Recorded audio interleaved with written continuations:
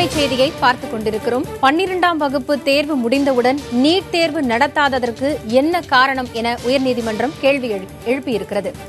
NEET மதிப்பெண்ணுடன் 12ஆம் வகுப்பு மதிப்பெண்ணை சேர்க்க கோரி தொடுக்கப்பட்ட வழக்கு உயர்நீதிமன்ற மதுரை கிளையில் வந்தபோது அதனை தலைமை நீதிபதிக்கு பரிந்துரை செய்து உயர்நீதிமன்ற மதுரை கிளையின் அமர்வு உத்தரவிட்டது.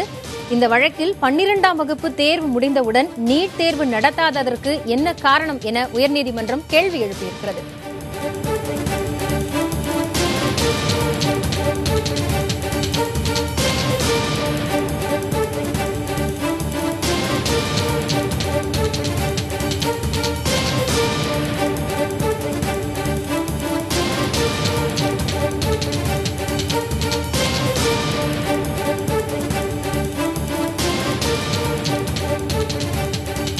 பன்னிரண்டாம் வகுப்பு தேர்வு முடிந்தவுடன் நீட் தேர்வு நடத்தாததற்கு என்ன காரணம் என உயர்நீதிமன்றம் கேள்வி எழுப்பியிருக்கிறது. தேர்வு முடிந்த பின்பும் 3 மாதங்களுக்கு பிறகு நீட் தேர்வை நடத்துவது ஏன் என்றும் கேள்வி கேட்கப்பட்டிருக்கிறது.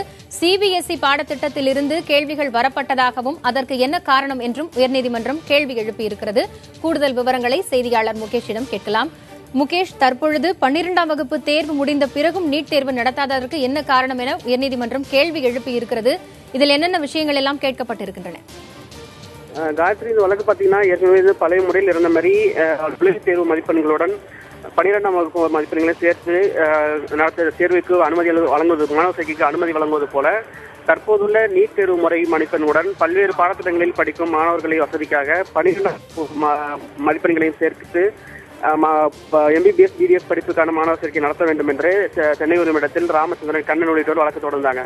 இந்த வழக்கு கடந்த முறை மே மாதம் விடுமுறை அமர்வுகளை விசாரணைக்கு வந்த பொழுது தொடர்பாக எம்சிஐயும் மத்திய மாநில அரசுகளும் பதிலளிக்க உத்தரவிட்டிருந்தாங்க. இந்நிலையில இன்று நீதிபதிகள் கிருபாகரன், பார்த்திபன் அடங்கிய அமர்வில் இந்த வழக்கு விசாரணைக்கு வந்த பொழுது எம்சிஐ மனுதாரர் தரப்பில் ஒரு குற்றச்சாட்டு வைக்கப்பட்டது. ஒரே மாதிரியான பாடத்திட்டங்கள் இல்லாத மாநிலங்களில் சிபிஎஸ்இ அடிப்படையிலான கேள்வித்தாள்கள் மாணவர்கள் எதிர்வது சிரமமாக இருக்கிறது என்று ஒரு வாதத்தை முன்வைத்தார். அதன் அடிப்படையில் நீதிபதிகள் சில கேள்விகளை எழுப்பியிருக்கிறார்கள்.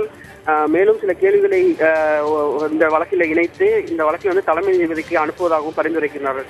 தற்போது நீதிமன்றம் எழுப்பியுள்ள கேள்விகளை பார்த்தீங்கன்னாக்கா ஒரு முக்கியமாக 3 கேள்விகள் கேட்டிருக்காங்க. அது ஒன் நேஷன் ஒன் மெரிட் என்று சொல்கிறார்கள். ஆனால் ஒரே மாதிரியான கல்வி முறை மாநிலம் முழுவதுமோ அல்லது நாடு முழுவதுமோ இல்லாத நிலையில் சிபிஎஸ்இ பாடத்திட்டத்தின் கீழ் அமைக்கப்பட்ட நீட் தகுதி தேர்வுக்கான கேள்வித்தாளை மற்ற பாடத்திட்டத்தில் படிக்கும் மாணவர்கள் எப்படி எதிர்கொள்ள முடியும், அந்த கேள்வித்தாள் எப்படி வடிவமைக்கப்படுகிறது என்று கேள்வி எழுப்பியிருக்கிறார்கள். அதே நேரத்தில் 12ஆம் வகுப்பு தேர்வு முடிந்தவுடன் நுழைவுத் தேர்வு வைக்காமல் 3 மாதங்கள் கழித்து வைப்பதற்கான காரணம் என்ன, அதன் முடிவுகளை வெளியிடுவதற்கான காரணம் என்ன என்றும் கேள்வி எழுப்பியிருக்கிறார்கள். இது தொடர்பான விரிவான பதிலை மத்திய சுகாதாரத்துறையும் மாநில சுகாதாரத்துறையும் எம்சிஐயும் பதிலளிக்க உத்தரவிட்டு இந்த வழக்கை தலைமை நீதிபதிக்கு பரிந்துரைப்பதாகவும் தலைமை நீதிபதியில் இந்த வழக்கை மீண்டும் விசாரிக்க வரும் பொழுது உரிய விளக்கத்தை அளிக்க வேண்டும் என்றும் உத்தரவிட்டிருக்கிறார் நீதிபதிகள்.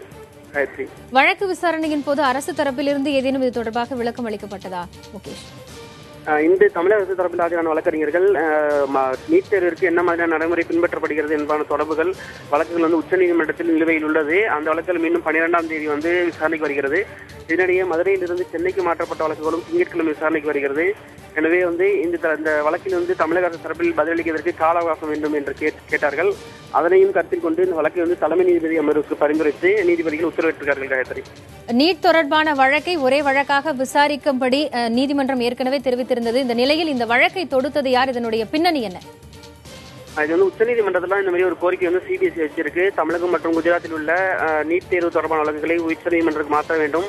12ஆம் தேதி வரும் என்ற வழக்கில் தடை விதிக்கப்பட்டுள்ள வழக்கில் தடையை நீக்கி 13ஆம் தேதி முடிவுகளை வெளியிடுவதற்கு உத்தரவு பிறப்பிக்க வேண்டும் என்று கோரிக்கை வைக்கப்பட்டுள்ளது. அந்த வழக்கு 12ஆம் தேதி திங்கட்கிழமை விசாரணைக்கு வருகிறது. இதனிடையே சென்னை நீதிமன்றத்தில் கடந்த மே மாதம் தொடரப்பட்டுள்ள இந்த வழக்கு மருத்துவர்களாக இருக்கின்ற பெற்றோர்கள் சார்பில், அதாவது ராதாகிருஷ்ணன், செந்தில்வேல் மற்றும் கண்ணன் ஆகியோர் தரப்பில் தொடரப்பட்டிருக்கிறது. இந்த வழக்கில் மத்திய மாநில அரசுகளும் எம்சிஐயும் எதிர்மனுதாரர்களாக சேர்க்கப்பட்டிருக்கிறார்கள். காயத்ரி, தகவல்களை வழங்கியமைக்காக நன்றி முகேஷ். கூடுதல் விவரங்களுக்காக மீண்டும் தொடர்பு கொள்கிறோம்.